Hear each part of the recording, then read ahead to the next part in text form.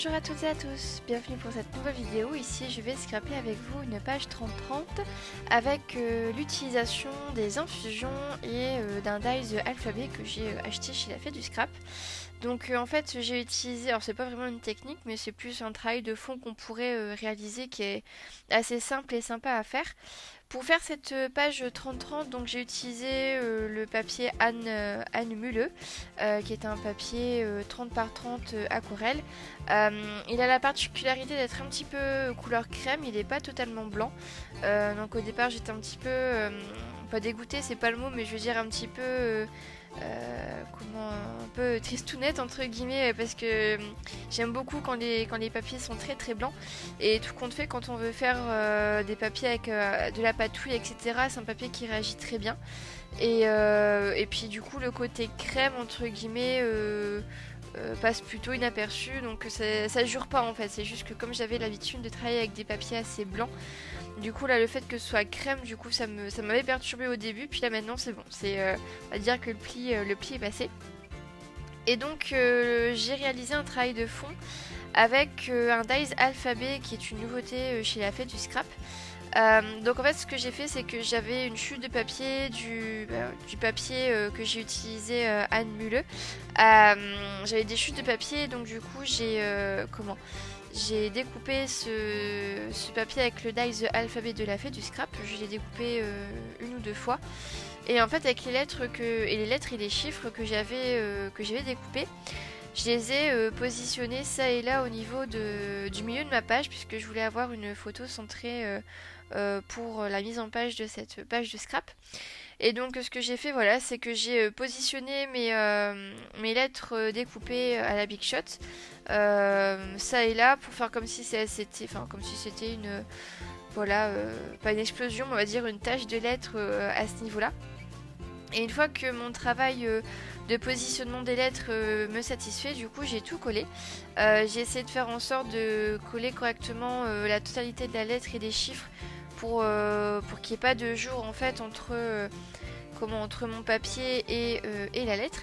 Et une fois que tout a été collé et bien sec surtout, j'ai mis l'infusion, la poudre à infusion. J'ai utilisé la Royal Blood, où là dans cette poudre à infusion vous avez plus des pigments, donc forcément vous avez du brode noir à l'intérieur, mais vous avez surtout des pigments bleus. Et c'est pas comme l'infusion... je sais plus le nom de cette infusion là, je l'ai utilisé pas mal de fois. Alors c'est quoi ? Alors c'est pas comme l'infusion Black Knight. Dans l'infusion Black Knight vous avez des pigments bleus, bleu, rouge et jaune, et un petit peu ocre, et donc du coup ça donne une palette de couleurs assez intéressante avec cette infusion là. Tandis que là celle-ci, la Royal Blood, vous n'avez que du bleu à l'intérieur avec du coup le marron du brode noir. Et donc en fait du coup cette association de couleurs là où il n'y a que du bleu, ça m'a un petit peu bloqué pour trouver en fait les couleurs de mes embellissements.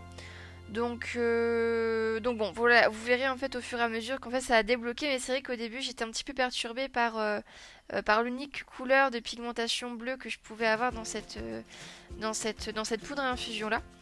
Alors j'ai quand même mis ma page sous presse pendant toute la nuit pour dire que ma page soit bien plane quand j'allais la scraper.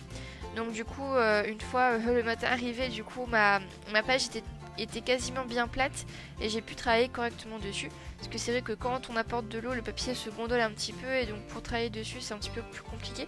Mais là du coup une fois que c'était sous presse, alors quand je dis sous presse c'est vraiment en fait j'ai deux tapis de découpe.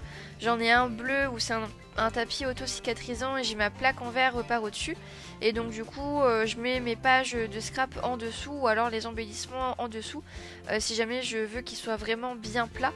Et donc voilà, comme ça fait contrepoids. Alors c'est pas un outil spécial, c'est vraiment mettre de la masse dessus pour que tout s'aplanisse bien et qu'on travaille correctement sur la page en fait. Donc au niveau des embellissements que j'ai choisis, alors il y a beaucoup de Shoe and Flower. Donc j'ai utilisé les planches de tampons de Shoe and Flower couleur bohème mon nuancier.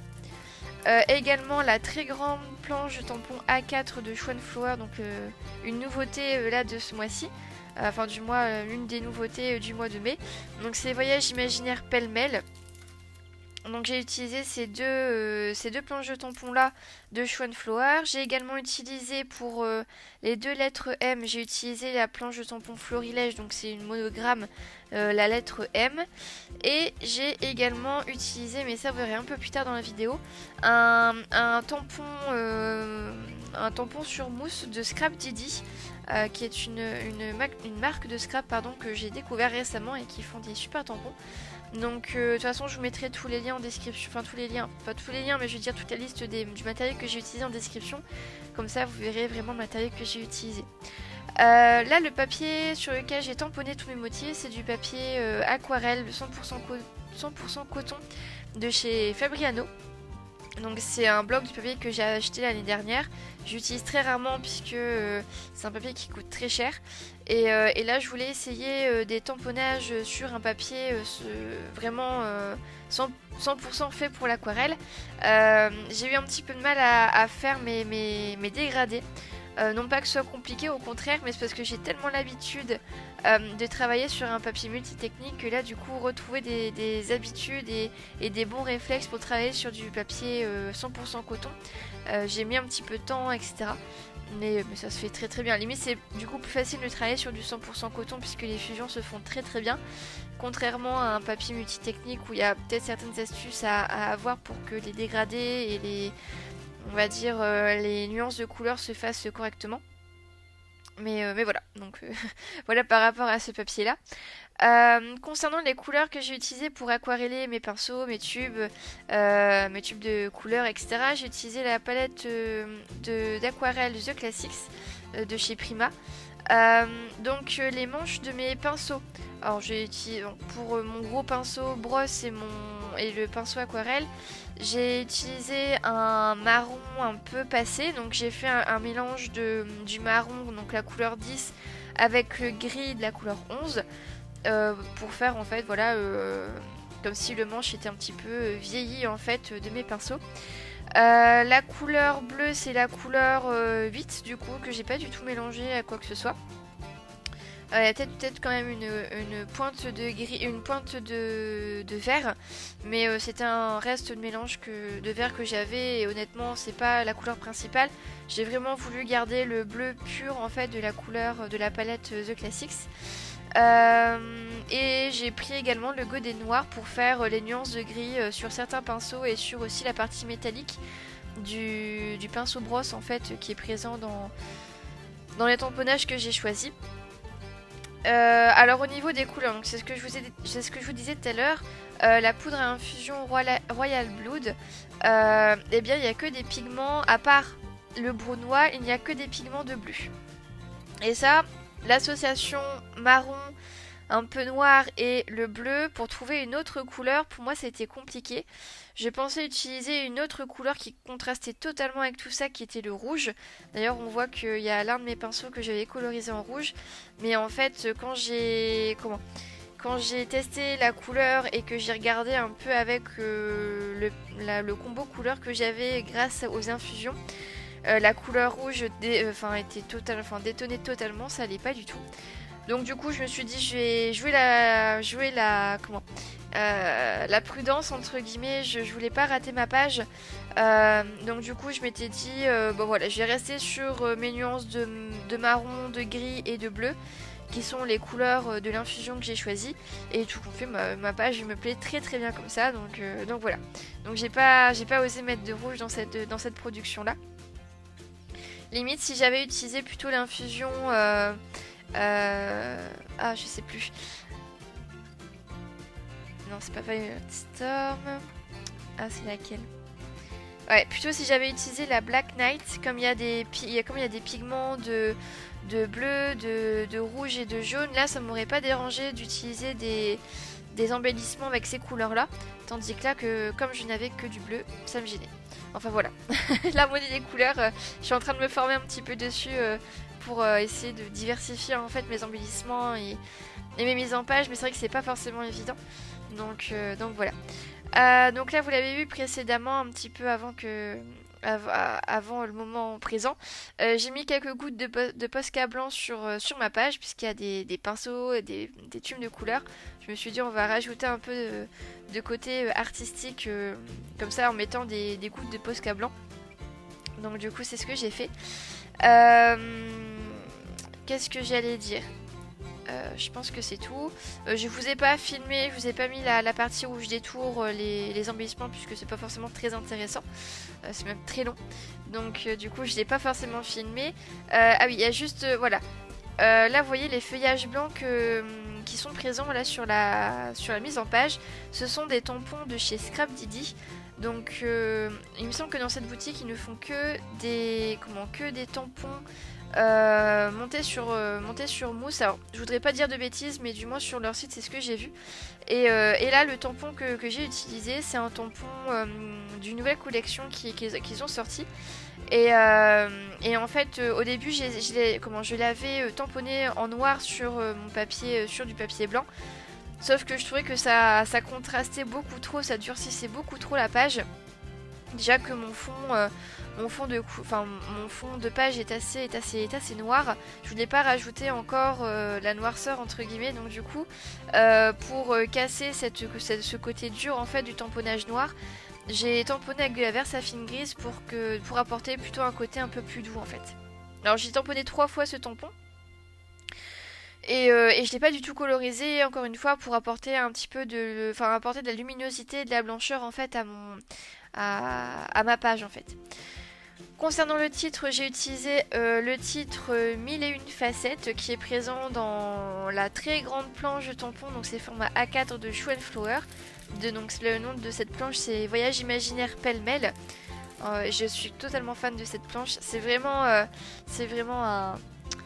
un chouette format. Il est très grand et il y a énormément de possibilités à faire avec cette planche là. Je la trouve vraiment top. Qu'est-ce que j'allais dire? Moi je pense que c'est tout. Après bon voilà, au niveau des embellissements, de leur place, etc. Ça après encore une fois c'est propre à chacun. J'aime beaucoup faire des gros amas d'embellissements, soit sur le côté gauche, soit sur le côté droit de mes pages. En général, c'est comme ça que j'arrive à trouver l'harmonie. Et puis avec les photos carrées, ça, je pense que ça devient l'une de mes habitudes de scrap, avoir des photos carrées. Je trouve que c'est très facile de faire une mise en page avec des photos comme ça. Donc voilà. J'ai voulu mettre également des onglets noirs de chez la Fée du Scrap pour apporter un petit peu de contraste. Donc au niveau du contraste en fait personnellement je mets juste des petites touches ça et là en fait au niveau de mes embellissements. Donc ça peut être des gouttes d'encre de Chine. Là je trouvais que mon fond était assez contrasté donc je trouvais que ça allait. Par contre mes embellissements voilà il y avait peut-être un petit peu trop de blancheur. Donc casser cette blancheur avec une épingle ou avec un petit onglet noir, ça permet justement de relever, de mettre en valeur du coup les photos et les embellissements qui sont présents. Donc j'ai hésité avec voilà, ce pêle-mêle, cette petite ligne d'onglets. Alors je me suis plutôt rabattue sur un seul et unique onglet de chez la Fée du Scrap que j'avais colorisé en noir pour un précédent projet. Et j'ai également mis des crochets sur le côté de mon titre pour encore une fois apporter un petit peu de contraste et apporter un petit peu de détail en fait au niveau de mon fond. Voilà, alors au bout d'un moment ça va se couper mais j'ai encore continué mon travail d'embellissement après cette partie là. En fait ce que j'ai fait c'est que une fois que voilà mon travail des embellissements était fait, je trouvais qu'il me manquait encore de la blancheur. Décidément j'ai besoin de beaucoup de clarté en fait au niveau de mes pages. Et en fait du coup pour apporter cette clarté que les goûts de Posca ne m'apportaient pas, voilà là je suis en train de le faire, j'ai mis en fait il me restait des petites il me restait des petites lettres. Des petites lettres du Dice de la fée qui me restaient et je les ai collées en fait en 3D, voilà, sur le fond de ma page. Donc là vous voyez sur les photos, je les ai mis un petit peu en relief pour qu'elles ressortent en fait du fond de ma page et voilà, ça donne une petite note aussi d'originalité du coup à la page. Voilà, j'espère que cette petite page vous a plu, que ça vous a donné une petite étincelle d'inspiration pour vous, pourquoi pas réaliser cette page chez vous. Je vous laisse avec les photos de la fin. Je vous souhaite une très belle soirée et puis je vous dis à très bientôt pour une nouvelle vidéo. Au revoir.